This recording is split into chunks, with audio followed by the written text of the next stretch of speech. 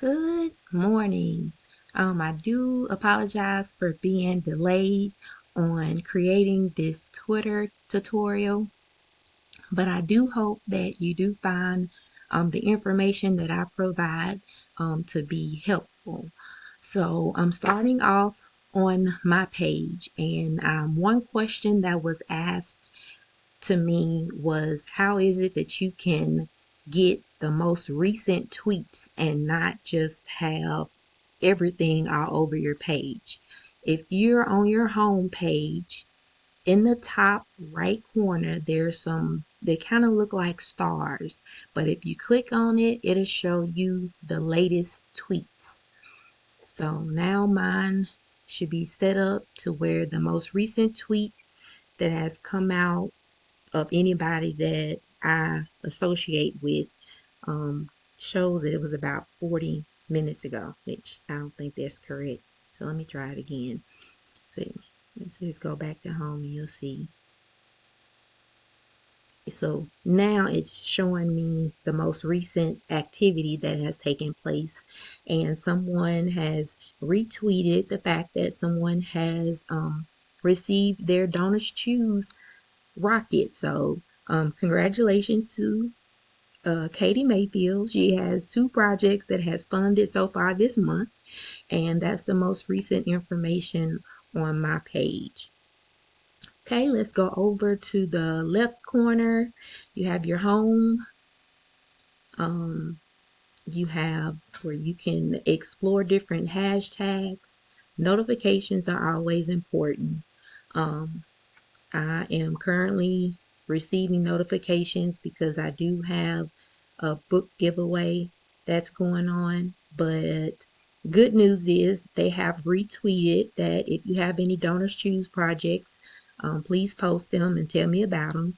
And do you have a match? So this post is still going where people are able to put their Donors Choose projects on the page so that they can be seen. And the more people retweet it, the more exposure is given to your projects. You have your messages, anything you want to bookmark.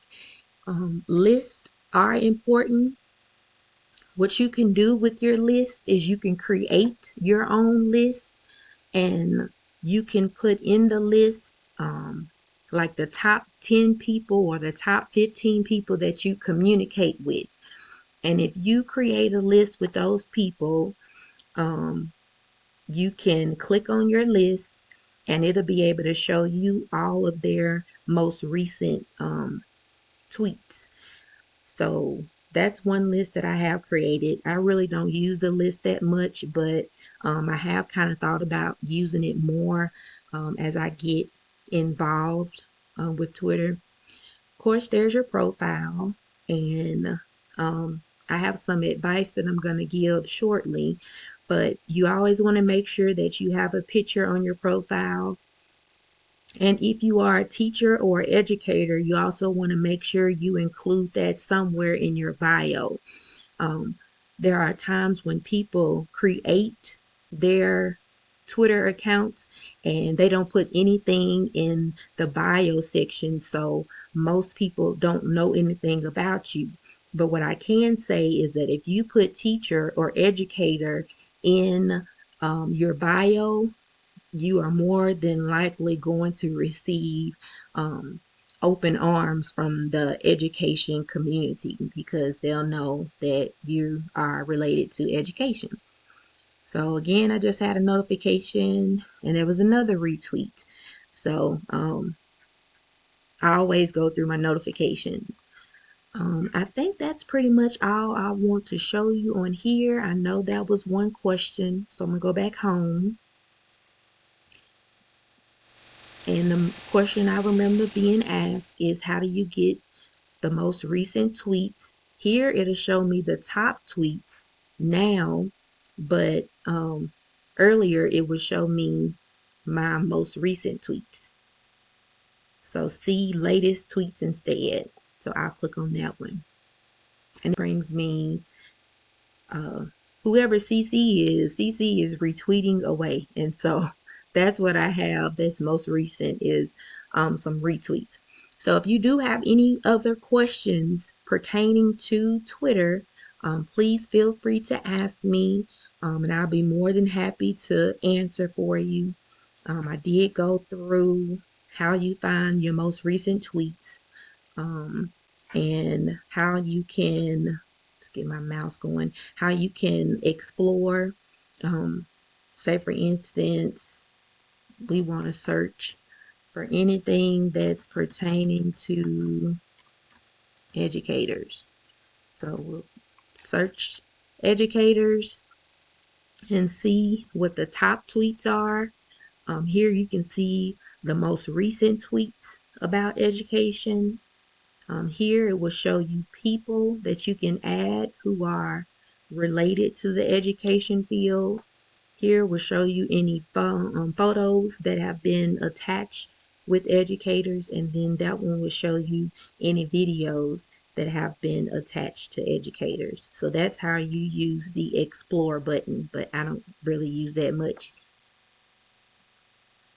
So last thing that I want to show you are just some Twitter tutorial notes.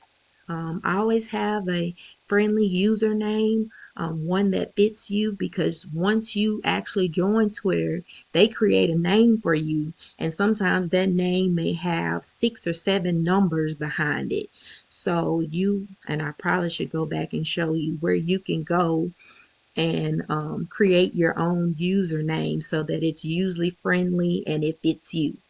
Make sure to have a profile picture.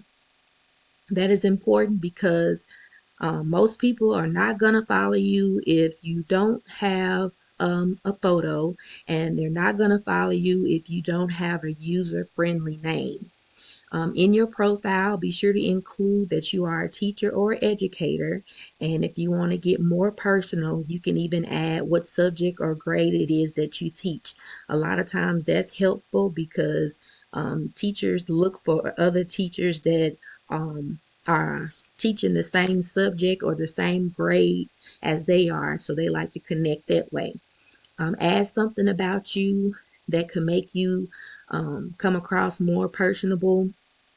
Use hashtags when you do those so that um, they can be found if somebody is looking for a hashtag. As we did educators, there was a row where it had people, and anybody that has educator in their bio would show up under that people slide. Let's see, try to post at least once a day. If you can't post once a day, try to post at least a few times a week. I would advise you to join in on an edu chat. There are tons of educational chats that they have on different nights, and that's a great way to get engaged and get involved with Twitter. So I have to ask someone that has a list of all of the chats that are available, but they are usually available in the evening time, and you can just hop on one of the chats, you introduce yourself, and then they have different questions that they ask, and all you have to do is just answer the questions back, and that gets you involved in tweeting and more exposure. Please do not just post your projects, but you can post other things like quotes and pictures. There are times when I do post quotes quite a bit, or I will have like Bible scripture pictures that I post, or sometimes I do post pictures of um, my my family and stuff like that. It just all depends. And when you post your project, please, please, please, please do not say, I only need $45 or I only need $200, because that will make a donor think that you have the money to fund your own project, or it may make them feel like that their dollar amount is not enough to give. So if you say, I only need um, $25, then that person that wants to donate that dollar might feel like, oh, my dollar is not going to make a difference, so I'm not going to worry about it. So yeah, now I try to push as much as possible to not use the word only in your project posts, because that scares donors away. And I always say thank you for retweets and donations, because every retweet and every dollar makes a difference. For instance, if someone just goes and retweets your tweet, I instantly go to their page and I start a new tweet and I'll say thank you so much for retweeting my project.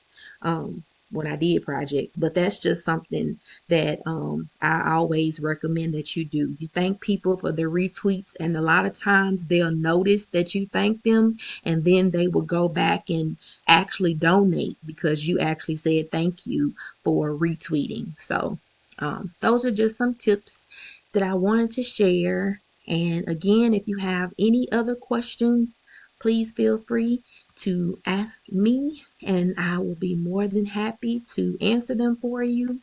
If there are other things you would like for me to go through here on Twitter to show you, I'll be more than happy to do so. Again, I always hit my notification button just to see what pops up, and go to my profile. And right now I have a giveaway going, and it's doing pretty good so far. So I'm excited because I think this is the first real BIPOC giveaway I've done. So I'm excited about all the people that have taken the time to enter the giveaway. And I'm thankful for those that respond back when they do receive their books from my giveaways. And so, again, I'm still pushing for our dear friend so that we can get her project funded within the next 5 days. So, I hope this has been helpful. If you need anything else, or if you have any other questions, please feel free to ask me, and I'll be more than happy to show you. So, just reach out to me. And on that note, you all have a great day. Bye bye.